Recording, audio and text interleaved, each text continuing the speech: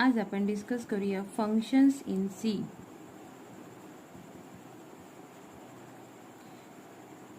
Functions म्हणजे काय तर it is a block of statement, block of statements or set of statements, block of statement or set of statements, so that is called as functions. So functions म्हणजे काय तर within the curly braces some statements are grouped together, some statements are grouped together which perform a particular task, perform a particular task. एखादं specific task perform करायचं असेल, ते task perform करण्यासाठी काही statement लागतात, ती आपण एकत्र ग्रुप करतो. सो त्या ग्रुपला, त्या सेट ऑफ स्टेटमेंट्सना आपण काय म्हणायचं, फंक्शन. सो फंक्शन लिहिण्याचे काही रूल्स आहेत. ते रूल्स काय आहेत, फंक्शन कसं लिहायचं ते आज आपण बघूया.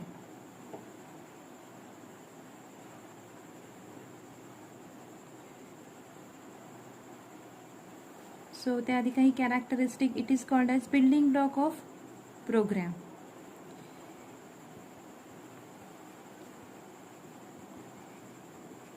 Building block of program, c programme.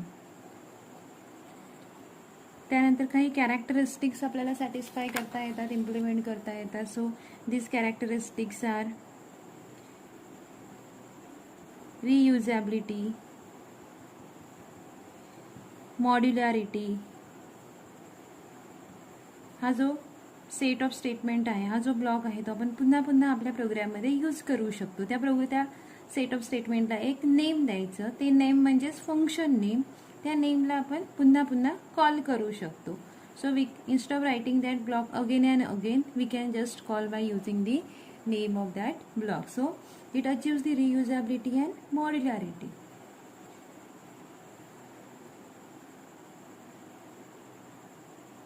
So how to create function, how to declare function. So function use करायच्या आधी त्याची डेफिनेशन लिहिली पाहिजे. डेफिनेशन लिहिण्याआधी त्या फंक्शनला डिक्लेअर केलं पाहिजे. So how to do that we will see today. Functions in C is divided into 3 parts. So first part is function prototype declaration.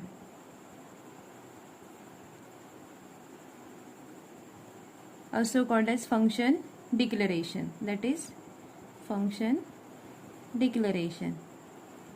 त्यानंतर सेकंड पार्ट आहे फंक्शन कॉलिंग.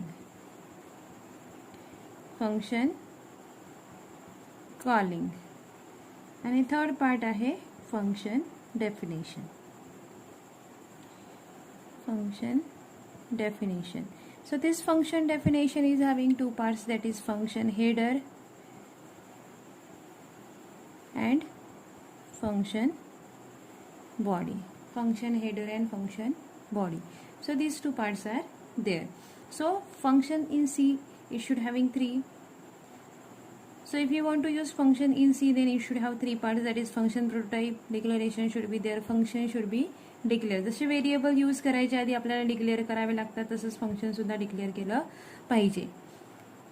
त्यानंतर फंक्शन कॉलिंग. फंक्शन कॉलिंग म्हणजे काय, ते पुन्हा पुन्हा पुन्हा पुन्हा फंक्शन आपल्याला प्रोग्राममध्ये यूज करायचं आहे. So for that we have to call that function again and again by using its name. Then function definition. Function डेफिनेशनमध्ये 2 पार्ट्स आहेत. फंक्शन हेडर म्हणजे जे फंक्शनचं नेम आहे आणि फंक्शनला ज्या डेटा आपण पास करणार आहोत, सो म्हणजेच पॅरामीटर्स जे आहे त्याला फंक्शन हेडर म्हणायचं. आणि जो statement, block of statement enclose within this curly braces, so त्याला म्हणायचं function body. So these are the 3 parts of function. इथे मी एक सिंपल प्रोग्राम लिहिला आहे for addition of 2 numbers by using function. फंक्शनची कन्सेप्ट समजण्यासाठी खूप सोपा प्रोग्राम इथे मी लिहिला आहे. For understanding purpose I have written here a simple program for addition of 2 numbers. So इथे आपण पहिली आपली नेहमीप्रमाणे लाईन आहे हॅश इन्क्लूड stdio.h. त्यानंतर आपली नेक्स्ट लाईन आहे int sum int comma int.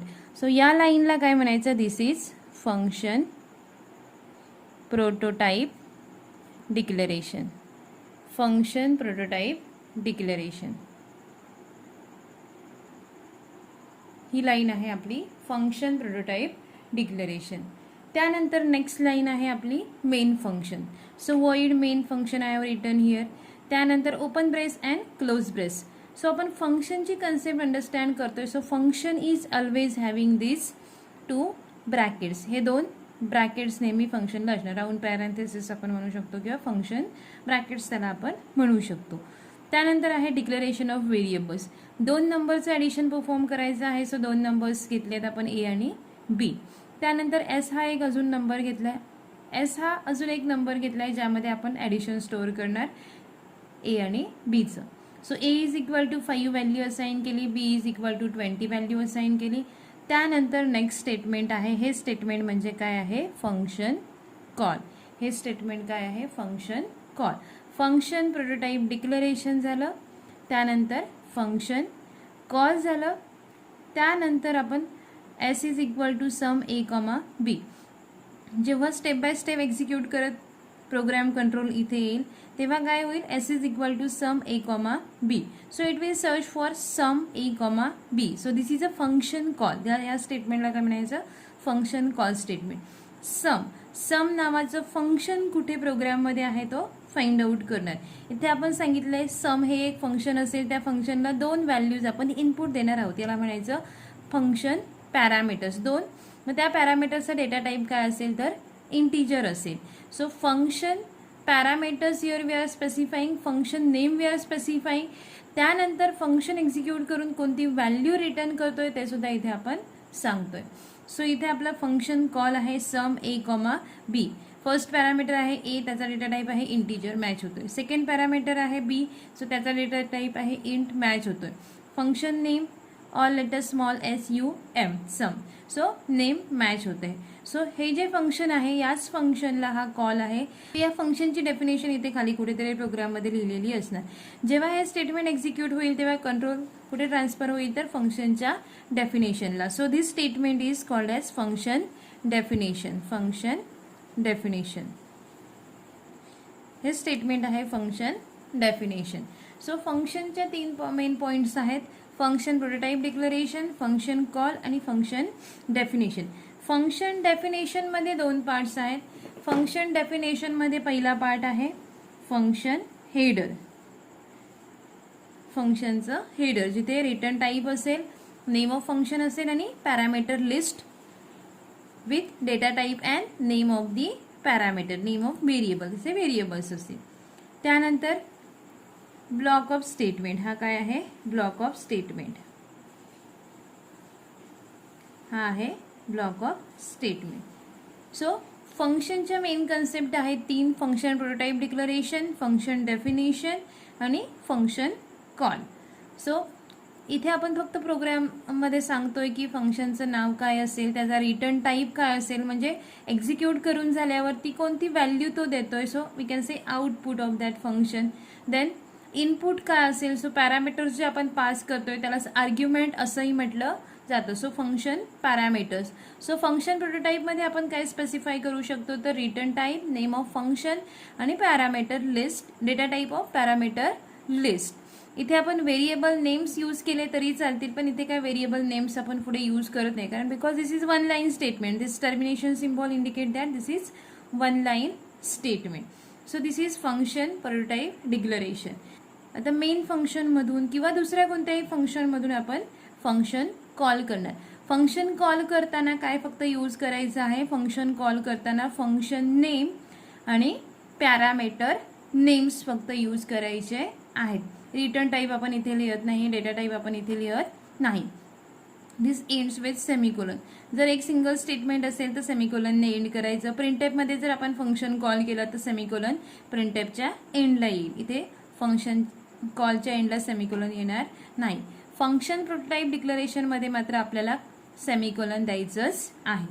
Function कॉलमध्ये depending on where that function call is there, depending on that semicolon may be we have to give. त्यानंतर थर्ड पार्ट आहे function definition. So this whole part is function definition. Main function इथे close झालं. This is a main function. Open brace, close brace, this is function name. Main फंक्शनला आपण call करत नाही, main फंक्शनला call करायचं काम कोण करतं? Operating system. पण बाकीचे जे युजर डिफाईन फंक्शन्स आहेत, आपण लिहिलेले फंक्शन्स आहेत, ते आपण कॉल करायचे आहेत. सो इथे आता फंक्शन डेफिनेशन मध्ये int, return type of function, function name, त्यानंतर ब्रॅकेट्समध्ये आपल्याला स्पेसिफाय करायचे आहे डेटा टाईप आणि name of parameter. First parameter, second parameter separated by comma.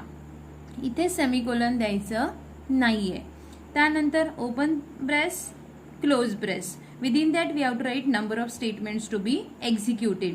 त्यानंतर फंक्शन मधलं लास्ट स्टेटमेंट असेल रिटर्न स्टेटमेंट. फंक्शन मधलं लास्ट स्टेटमेंट असेल रिटर्न स्टेटमेंट. कधी?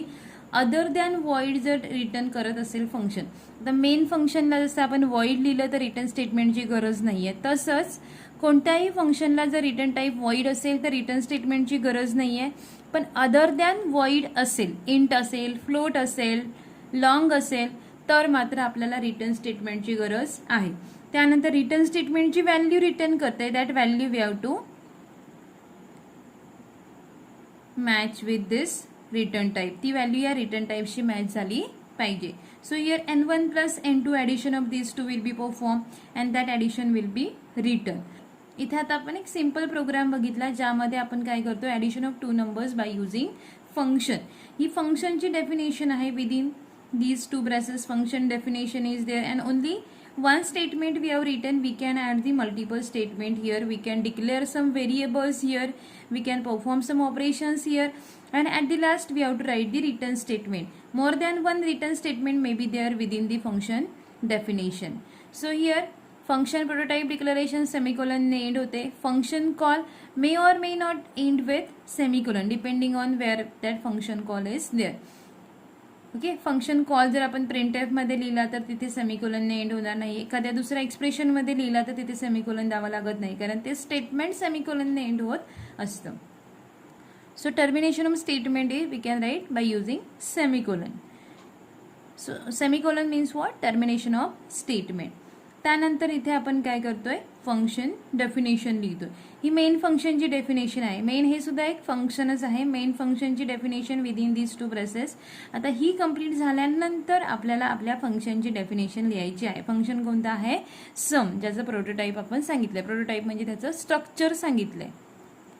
So int, return type, sum, name of function, parameter, list. त्यानंतर this is the body of function. So this is a simple concept of function. In this way we can write multiple functions within our program. एका function मधून दुसरं function आपण call करू शकतो. Main function मधून आपण एखादा फंक्शन कॉल करू शकतो. रिकर्सिव्ह फंक्शन आपण लिहू शकतो. मी माझ्या दुसऱ्या व्हिडिओमध्ये डिस्कस केलंय रिकर्शन.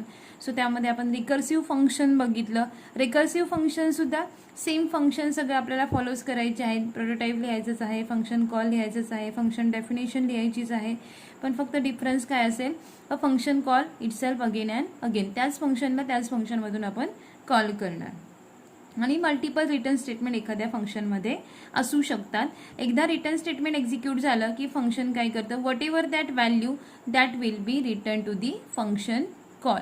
द फ्लो कसा एक्झिक्यूट होतो? आपला प्रोग्राम एक्झिक्यूट होते, one by one statement execute होतात. एखादा फंक्शन कॉल स्टेटमेंट जर मध्ये आलं तर काय होणार? Control will be transfer to that function definition. इथे आता प्रोग्राम एक्झिक्युशन मेन फंक्शनचं स्टॉप होईल आणि कंट्रोल कुठे ट्रान्सफर होईल? Control will be transfer to this function definition. So इथे तो मॅच करणार. इंट आहे, सम आहे, सगळं व्हेरिएबल्स डिक्लेअर झालेत. Int n1, int n2. आता a ची व्हॅल्यू कॉपी होईल n1 मध्ये, b ची व्हॅल्यू कॉपी होईल n2 मध्ये. जरी नावं वेगळी असली तरी a आणि b ची एक कॉपी क्रिएट होईल आणि ती कॉपी पास होईल n1 आणि n2 कडे. सो इथे आता a मध्ये a ची व्हॅल्यू कॉपी होईल n1 मध्ये, b ची व्हॅल्यू कॉपी होईल n2 मध्ये. त्यानंतर काय आहे? Function definition. So function definition मध्ये फक्त एकच स्टेटमेंट आहे, return n1 plus n2. So n1 plus n2 ची व्हॅल्यू कॅल्क्युलेट होईल. n1 म्हणजे आहे a आणि n2 म्हणजे आहे b. आणि ती व्हॅल्यू कॅल्क्युलेट होईल का? कॅल्क्युलेट करून काय होईल? It will be return back to this function call. Return statement आलं की पुन्हा जिथून कॉल आला आहे तिथे फंक्शन जाईल. जसं आपण एखाद्याला हाक मारतो, हो देतो, तो आपल्याकडे लक्ष देतो, like that. We are calling this function will get executed, then it will return some value, that value will be passed here again. So sum a comma b हे हे फंक्शन काही व्हॅल्यू रिटर्न करेल, ती value काय असणार, int असणार, integer value असणार आणि ती इंटिजर व्हॅल्यू एस मध्ये स्टोअर होईल. So this is a simple execution of function.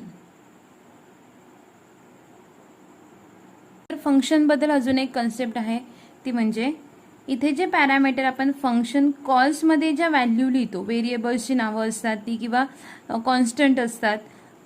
So इथे कॉन्स्टंट असू शकतात किंवा व्हेरिएबल्सची नावं असू शकतात. सो यांना काय म्हणायचं, ॲक्च्युअल पॅरामीटर्स. ॲक्च्युअल पॅरामीटर्स यांना काय म्हणायचं, ॲक्च्युअल पॅरामीटर्स. त्यानंतर फंक्शन डेफिनेशनमध्ये जे नावं लिहिलेली असतात, int n1,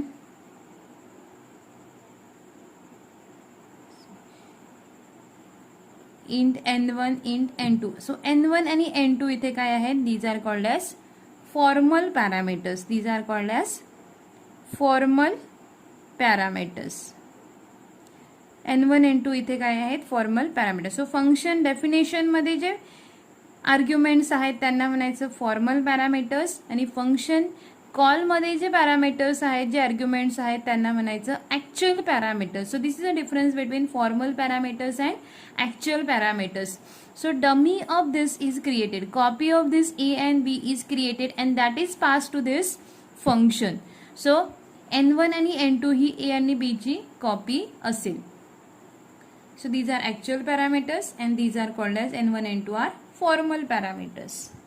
So question may be asked on this, what is actual parameter, what is formal parameters. So here you can explain by using this example.